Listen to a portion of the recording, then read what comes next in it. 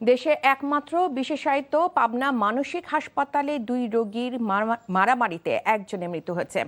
এই ঘটনার পর হাসপাতালে রোগীদের নিরাপত্তা ও কর্তৃপক্ষের দায়িত্বশীলতা নিয়ে প্রশ্ন তুলেছেন ভুক্তভোগী পরিবারগুলো। হাসপাতাল সূত্র জানায়, গত 2 জুন সিজোফ্রেনিয়ায় আক্রান্ত সিরাজগঞ্জের নাজমুল ও ঝিনাইদহে ইনজামুল হককে ঝুঁকিপূর্ণ 6 নম্বর ওয়ার্ডে ভর্তি করা হয়। হঠাৎ মধ্যরাতে নাজমুল ও ইনজামুল মারামারিতে জড়িয়ে পড়েন। এক পর্যায়ে মাথায় আঘাত পেয়ে মারা যান ইনজামুল। গুরুতর আহত হন নাজমুলও।